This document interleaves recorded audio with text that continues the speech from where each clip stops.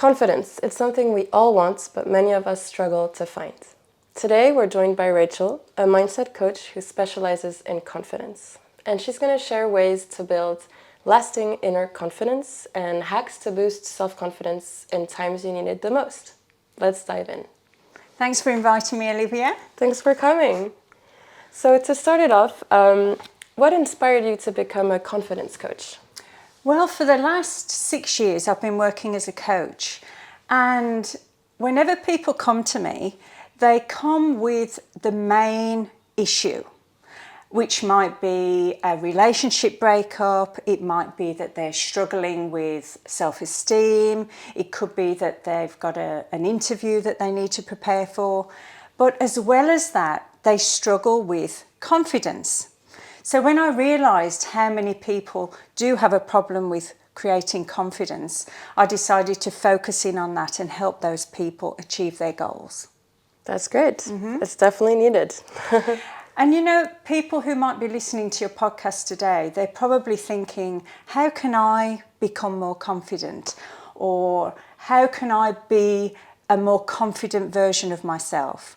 Or perhaps that listener is thinking, what can I do to be just a little bit more confident than I am right now? So, yeah, you're not alone. Everyone suffers with confidence at some point in their life. For sure. Thank you.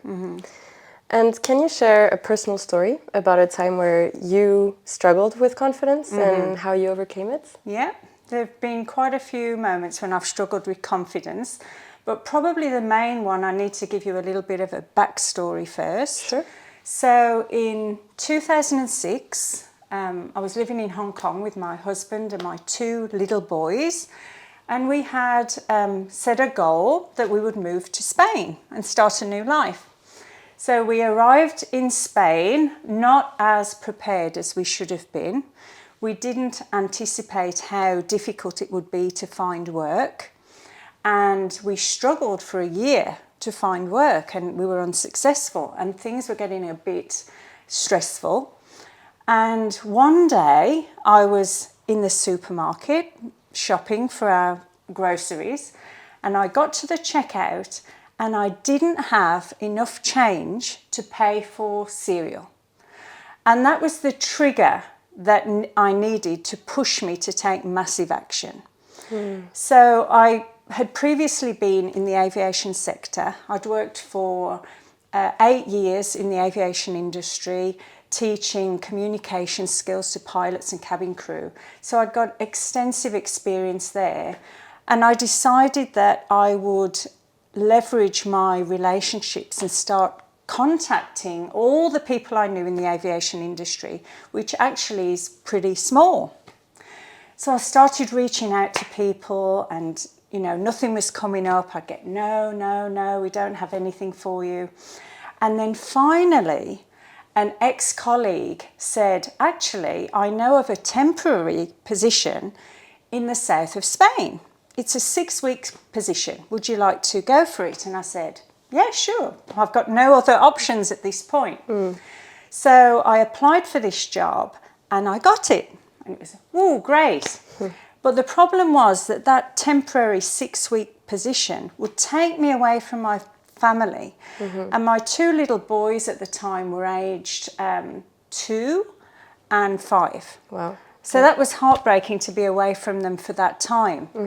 So I decided that in order to make it worthwhile, I would try my best to convince the flight training school to offer me a permanent position.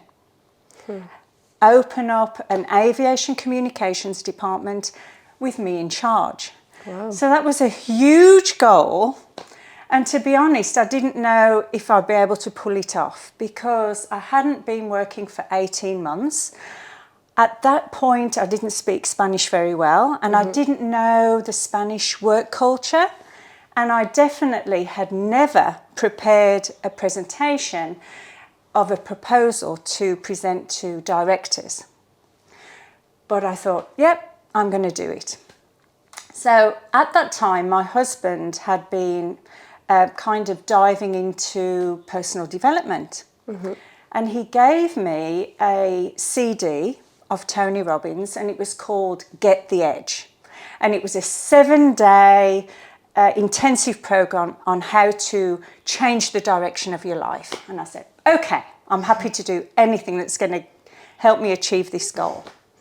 So literally every night during the 6 weeks, I was listening to this CD, I was visualizing, I was using affirmations, I was doing my research into what the school would need, how would they benefit from me running a new department for them. And basically, all my energy was put into improving my skills and becoming more competent in presentations. And at the end of the 6-week contract, I presented my proposal to them and they offered me the job on the spot. Wow. And moved my whole family to the south of Spain. Now, the message I'm trying to get across here is that it wasn't instant confidence. I had to learn the skills to give a very good presentation. I had to do my research, do my background work into what the school needed. I built my competence, and that led to me having more confidence. Yeah. And probably I would have to say the underlying driver that helped me achieve my goal and build confidence was my why. I wanted a secure future for my family, and I wanted us all to be together in the south of Spain. So that's my confidence story. Wow, thank you so much for sharing. That's very inspiring. And it goes to show that perseverance always pays off too. Yeah. Thank you. So, well, it ties well with my next question. What does natural confidence mean to you? Is it something people are born with, or can it be developed over time? Yeah. A lot of people believe you're either born with confidence or not, but that's not true. Nobody is born confident, and nobody is confident in every area of their life. Natural confidence is confidence that is developed naturally. So think of a famous person. Let's think of Gordon Ramsay, right? Famous chef. Now, he is extremely confident in the kitchen, right? We all love him. But how confident do you think he is on the dance floor? He's probably got 2 left feet or something, right? So, yeah, none of us are confident in every area of our life. We have to build that confidence, and it comes with competence, like I mentioned in my story. So when you build competence, that increases the belief you have in yourself, Right.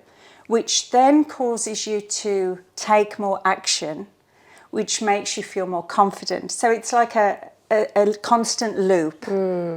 Yeah. So definitely you can't be born confident. You need to build competence to become confident. Maybe we can think of another scenario that we'll all be familiar with. Do you ride a bike? Not really in Hong Kong.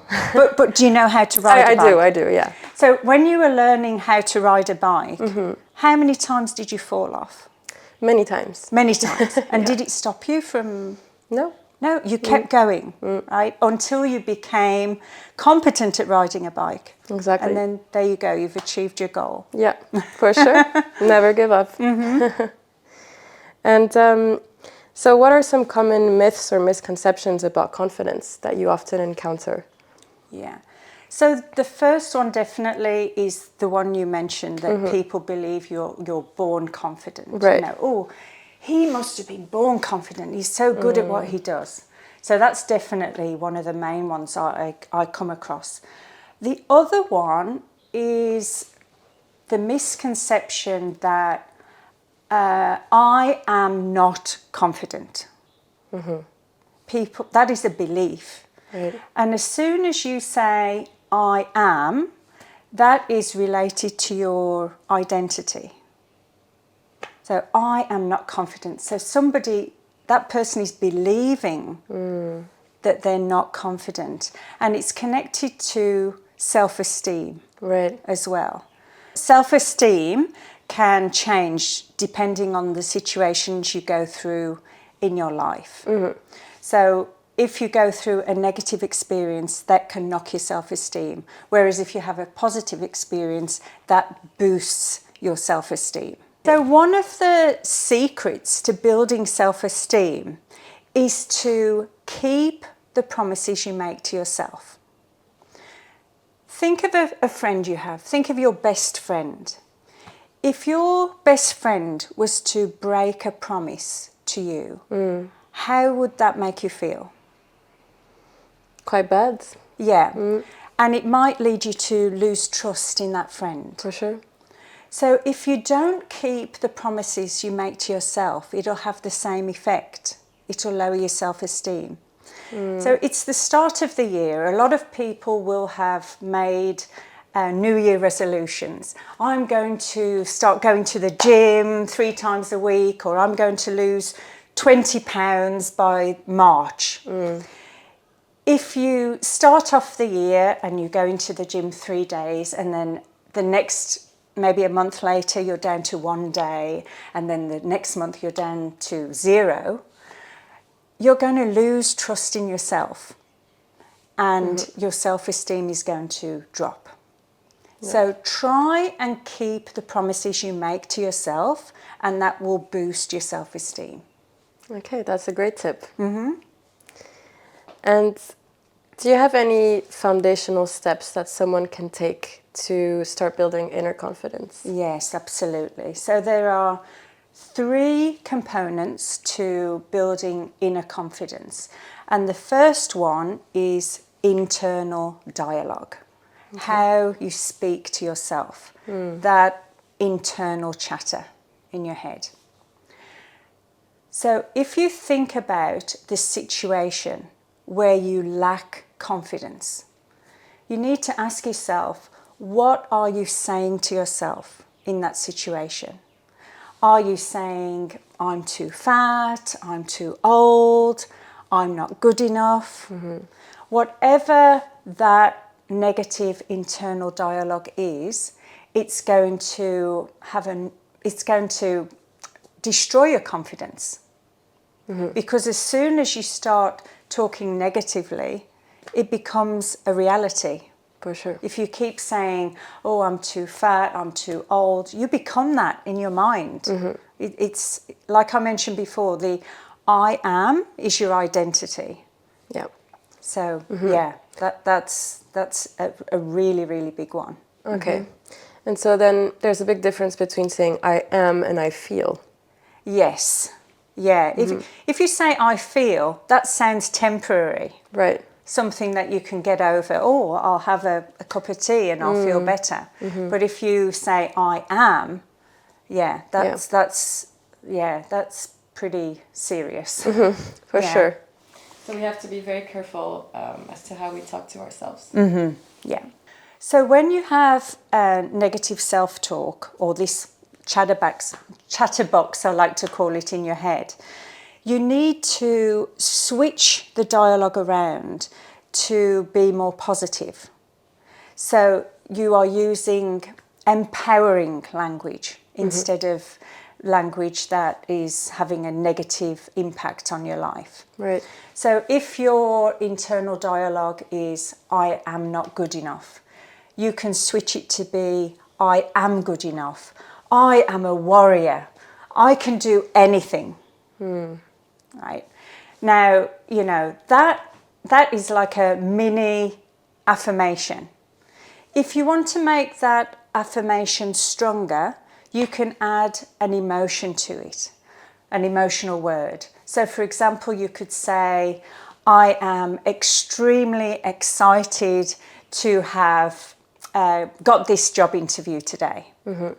Or I'm so happy that I have 10,000 viewers on my podcast. Or I feel so good that I've lost 20 pounds. So as soon as you add an emotion word to the I am, it makes it more powerful. Interesting. And what's the second component of inner confidence? The second component of inner confidence is internal images. What you see in your mind when you think of that situation where you lack confidence. Now, if you lack confidence, for example, in giving a speech, you might have an image in your mind of standing on the stage and the audience falling asleep. Or you might have an image of you forgetting your words or being booed off the stage. In that situation, you need to have the skills to visualize something way more positive. For example, if in that scenario I just talked about, you can visualize people shouting, more, more, we want to hear more. You can visualize as you walk off the stage, people high-fiving you. As you stand on the stage, you've got your shoulders back, chest out, smiling. It's a very positive image. That's going to make you feel very different from visualizing being booed off the stage. Of course. It's fascinating how visualization can be so powerful. Yeah. Another example could be if you're applying for a job and you're sitting in the waiting room ready to be called in. Instead of visualizing being unaccepted, you can visualize shaking the hand of the interviewer with a big grin on your face. You can imagine that you have been offered the position and you've got a big smile. Yeah, it's much more effective. Okay, that's a great hack. And so you mentioned there were 3 components. What is the third one? The third one is body posture. So body posture is all about your physiology. As soon as you stand in the Wonder Woman pose, like this, your testosterone level increases, which creates like dominance, confidence, and your cortisol level, which is a stress hormone, decreases, which is exactly what you want. And the posture sends a message to your brain that it's time to be confident. Wow. So posture is, extremely important. There's another position that you can do that is like if you imagine a table in front of you. So you're leaning over the table like this. That creates the same kind of dominant effect. You can try that one as well. Yeah. But I like the Wonder Woman stance. Yeah, for sure. Because the Wonder Woman, you can do it anytime. Yes, yeah. That's really great. It's super interesting how the body also is obviously listening and can make a huge difference to your mind. And if we go back to self-talk. Yes. If, I feel like it's obviously easier said than done. Some people might feel it's a bit weird to change their self-talk into negative and to make it super positive all of a sudden when they don't feel that confident. What do you suggest those people do? Yeah. It's normal to feel like you're faking it. Just think if you've had a lack of confidence for, say, 10 years and then suddenly your coach or your friend has suggested that you try using these affirmations. I am amazing. I am a superhero. It will definitely feel weird. But you should persevere and you will definitely reap the rewards. Your mind, there's a fine line in your mind between imagination and reality. And the more you repeat a phrase, you're going to start believing it and you're going to embody that feeling. There was a client of mine and she had been suffering with body image issues because she had had a history of eating disorders. And I had suggested to her that she try one of these affirmations. And you might laugh when I tell you this, but I asked her to stand naked in front of the mirror every morning and look at herself and say, I absolutely love and respect myself exactly the way I am. And when I suggested she do this, she was like, oh, I can't do that. I hate the way I look. I hate my body. And I said, just trust me. Try it. Try it for 7 days and let me know how you get on. And don't just say it once. Say it a few times. And she came back to me after 7 days and she said, Rachel, I have to be honest, the first 2 days were extremely difficult. I was actually looking in the mirror and becoming upset because I was seeing my history before me. But I persevered and now it's great. I look in the mirror and I see a stronger, more confident me. Wow. And I'll share with you now. It's now 3 months on from that first challenge that I gave her, and she's still doing it. Wow. Every day. That's amazing. Yeah, it's become her routine. It's Wow. like, you know, your daily habit, like brushing your teeth. She stands in front of the mirror naked, brushing her teeth, thinking how amazing she is. That's awesome. A little goes a long way. Yeah. So persevere with the affirmations. They do work. Yeah. And do you think maybe it's worth like writing them down as well and having them stuck on walls or on the mirror? Yeah. I mean, we're all different kind of learners. I like to hear it as well. You can put Post-its. A good one is to just stick it on your laptop if you work in a co-working space. Don't care what people think. It doesn't matter. For just have it there and or on your mirror in the bathroom. That's another good one. That's a great tip. On the fridge. Yeah. Maybe like everywhere in the house. Everywhere. Yeah. But something as well you must remember, if you decide to do that affirmation that I told you about, I absolutely love and respect myself just the way I am. Make sure you tell your partner, boyfriend, husband, girlfriend about it, because otherwise they're going to feel, what's she doing when they come in the bathroom and you're standing there talking to yourself? Yeah, for sure. Better to let them know. Yeah. That's great. And so what role do you think failure plays in building confidence? Is fear something, failure, is it something that we can learn to embrace rather than fear it? Yes. I think we all naturally hate failure. Like we automatically go, oh, I failed. And that's perfectly natural as well.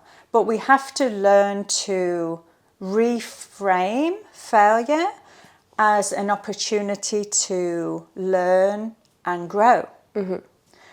Think of someone like, who we all know, like Walt Disney. Walt Disney was told by MGM that they couldn't use Mickey Mouse. Right? Mickey Mouse is a stupid idea because women are scared of mice. And he didn't take no for an answer. Right? He persevered, and of course we have Disney World and Disneylands everywhere in all these different countries. We have the Epcot Centre and we have Disney movies. And he failed many times, and he was bankrupt, I think, 2 times. So, we've just got to embrace failure. And when we do fail, see it just as a temporary setback. And try your best to be creative and think of ways that you can change your approach, do things differently next time. It's a learning curve. Yeah, absolutely. Thank you. And what are your, say, top 2 hacks for instantly boosting self-confidence in, you know, you were mentioning interviews, like situations that have a lot of pressure? Yeah. Yeah, I actually am a member of a public speaking organisation, Toastmasters. Okay. And I shared this tip with that group, and it can be very helpful if you do it well. So if you're watching, if you're listening and you're not driving, you can close your eyes, and I want you to imagine a time when you were totally and utterly confident. Any time in your life when you were totally and utterly confident. I want you to see what you saw, hear what you heard, and feel what you felt when you were completely and utterly confident. And then at that moment, open your eyes and go for whatever you need the confidence for. So you've basically relived the confident moment, and you're using that to fuel your confidence in the situation. Yeah, Wow. that's a very good one. Another one that can be very helpful is to imagine your hero or someone that you have a lot of respect for. So, for example, for me, I really admire and respect Oprah Winfrey. I aspire to be like her. Like, she was one of the people who inspired me to be a coach, because I love her, the way she is with people. People are drawn to her energy, and I just want to embody that. So what you can do is see an imaginary circle on the ground. And think of all the positive qualities that your hero, your idol, has. And all those qualities are in that circle on the ground. The confidence, the empathy, the honesty, the trust, whatever the confidence, whatever the qualities of that hero, whatever qualities that hero has are in that circle. And then you literally step into that circle and you embody the qualities. You become Oprah Winfrey. You become Elon Musk, whoever your hero is. Wow. And you react how they would react in that situation. So if you're going for, let's say in my situation, Oprah Winfrey, if I was going to coach a very famous person, I would become totally confident, really charismatic. I'd have a big smile on my face.